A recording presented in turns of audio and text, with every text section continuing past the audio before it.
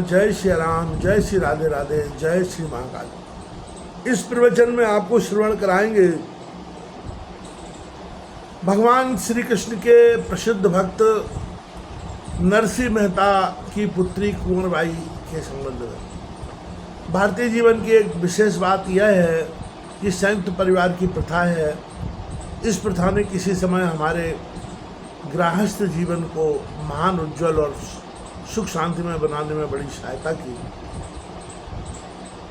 और आज भी अनेकों स्थानों में इसके गुण देखे जाते हैं, परंतु हमारी अज्ञानतावश इस सुंदर प्रथा का भी एक दुष्परिणाम हमारे घरों में देखा जाता है और वह है गृह कलह। आज अधिकांश परिवार इस गृह कलह के शिकार हो रहे हैं। इसके कारण हजारों कोमल अविकसित कलियां, अनेक कुल ललनाएं अकाल ही काल के गल में समा जाती हैं और कितने ही संपन्न परिवार सदा के लिए दुख के सागर में डूब जाते हैं।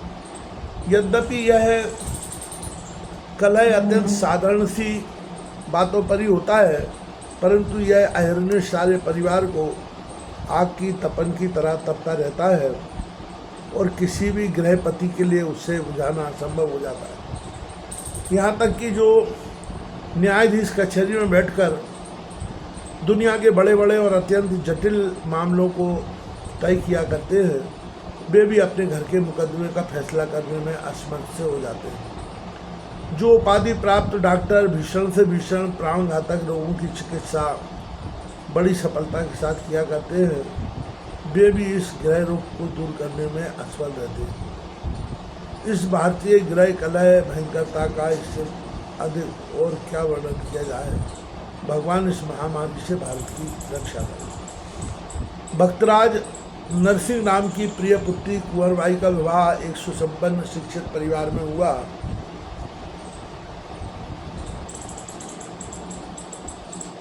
और जब वे ससुराल गई थी तब से बराबर ही कुलोचित धर्म का पालन पूर्ण रूप से करने की चेष्टा करती थी। वह कभी किसी काम से जी नहीं चुराती थी और सदा सबके साथ आदर और प्रेम का बर्ताव करती थी। फिर घर में बेचारी का मन नहीं था, घर में बेचारी का मान नहीं था। घर में निरंतर कलह रहता था। सास, जेठानी और ननद सभी उस पर बागबान बरसाया करते थे। एक तो वह गरीब घर की लड़की थी, दूसरे उसका पति बसंत राय दुर्व्यसनी, लंपट और क्रोधी था। इस कारण उसकी शिकायत भी कोई नहीं सुनता था। वह बेचारी भीतर ही भीतर अपनी व्यथा से नित्य गुला करती थी। इसके अतिरिक्त एक तीसरा कारण और उपस्थित हो गया। इधर उसकी शादी हुई, कई वर्ष बीत गए, परंतु उससे कोई संतान नहीं हुई। समाज में पुत्रीना कुलवधुओं को लोग अभाग्नी समझते हैं और इस कारण भी उन्हें बहुत कुछ सहना पड़ता है। लोग उन्हें तरह तरह के दुर्वचन सुनाते हैं और उस पर दूसरा विवाह कर लेने की धमकी भी देते हैं। कुंवरबाई और दुखों को तो सही रही थी, यह कुछ उसके लिए असहनीय हो गया था, क्योंकि इसमें उसका दोष ही क्या था, अथवा इसके लिए स्वयं वह कर ही क्या सकती थी। कुंवरबाई के ससुर श्री रंगधर मेहता राज्य के उच्च पद पर थे। वह स्वयं एक विचारशील तथा दयालु स्वभाव के पुरुष थे।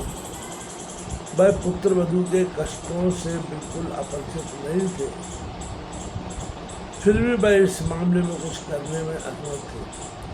अतः वह बेचारी एक मूक पशु की भांति सब सुनती रहती और एकमात्र भगवान से अपने दुख सुनाकर संतोष कर लेती थी। आगे कथा आती है। कहते हैं कि जब मनुष्य सब ओर से आसान छोड़कर केवल एक भगवान को दीन भाव से पुकारता है, तब उसकी पुकार भगवान के कानों में अवश्य पहुंचती है और फिर भगवान को उस प्राणी का कष्ट दूर किए बिना चैन नहीं मिलता। आखिर असहाया कुंवरबाई की भी मूक आवाज़ भगवान तक पहुंची गई और भगवान ने उस पर कुछ कृपा की, वह गर्भवती हुई और धीरे धीरे उसका गर्भ 7-8 मास का हो गया। गुजरात काठियावाड़ में पुत्र वधू का सीमंत प्रसंग बड़े धूमधाम के साथ मनाया जाता है और 2 दिनों तक जाति भोज दिया जाता है। जिस स्त्री का सीमंत होता है उसका पिता पुत्री तथा पुत्री के सारे कुटुंबियों को यथाशक्ति वस्त्रादि देकर संतुष्ट करता है। उच्च कुलों में तो वेद रहित सीमंत संस्कार शास्त्रों विधि के साथ किया जाता है। कुंवर बाई का भी सीमंत मुहूर्त माघ शुक्ला सप्तमी के दिन निश्चित हुआ।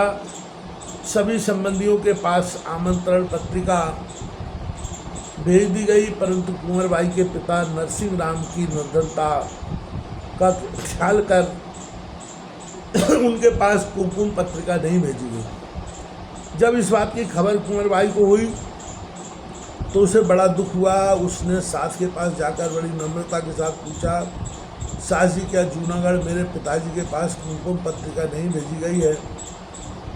वह क्या करेगा जो उसे कुमकुम पत्रिका भेजी जाती है? हमारे इतने विशाल कुटुंब के लिए वह चीर कहाँ से जुटाएगा? उसके घर तो शंख बज रहा है।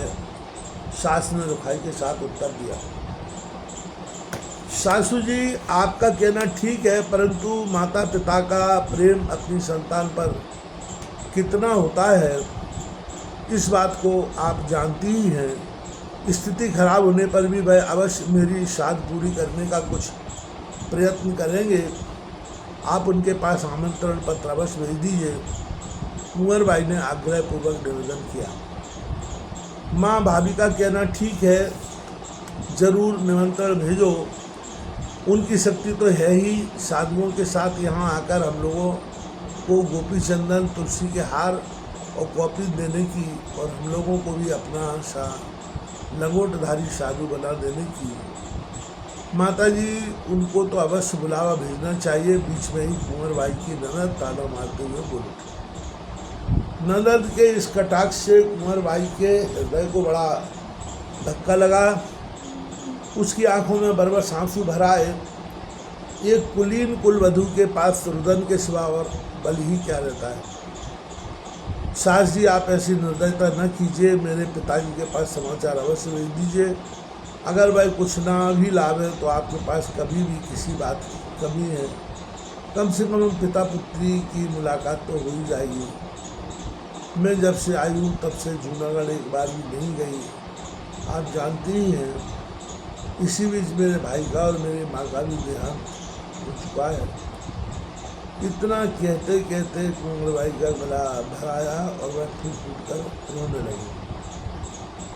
इस समय कुंवर बाई का विलाप सुनकर कोई भी बच हृदय द्रवित हुए बिना न रहता, परंतु फिर भी उसकी सास के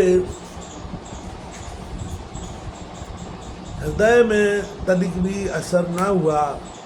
उसने उस विलाप का भी उल्टा ही अर्थ निकाला। भाई कहने लगी, देखो कैसी गरीब गाय जैसी बन जाती है। यहाँ पिताजी पिताजी कर रही है और वहाँ कोई पूछता भी नहीं। यदि उस निगोड़ी में किंचित भी प्रेम होता तो किसी दिन यहाँ आकर बेटी की खबर न ले जाता। जब से आई तब से एक चिड़िया भी तो झांकने नहीं आई।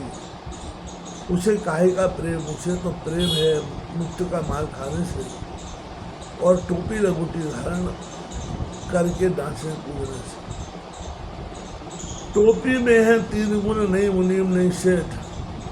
बाबा बाबा सब करें और भरे खुशी से पेट।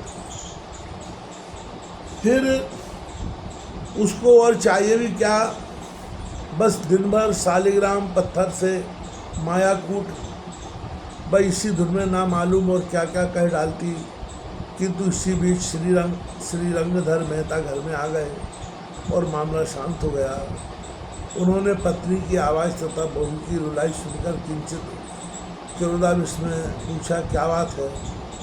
आज बहू रो क्यों रही है? तुम लोग दोनों माँ बेटी क्यों इस गरीब लड़की के पीछे बराबर लगी रहती हो? बात कुछ नहीं है। बहू कहती है कि मेरे पिताजी के पास कुमकुम पत्रिका भेजिए और मैं कहती हूँ कि कोई ज़रूरत नहीं। श्री रंगधर की पत्नी ने उत्तर दिया,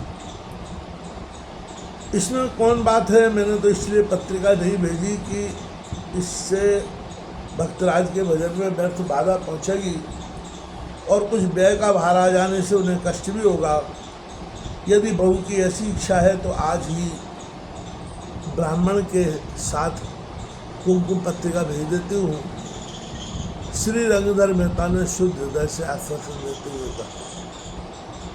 अपने वचन के अनुसार श्री रंगधर मेहता ने तुरंत एक ब्राह्मण को बुलाया और आमंत्रण पत्र उसे देकर जूनागढ़ भेज दिया। कुंवर साई को इस बात से संतोष हुआ और वह प्रसन्नतापूर्वक अपने गृह कार्य में लग गई।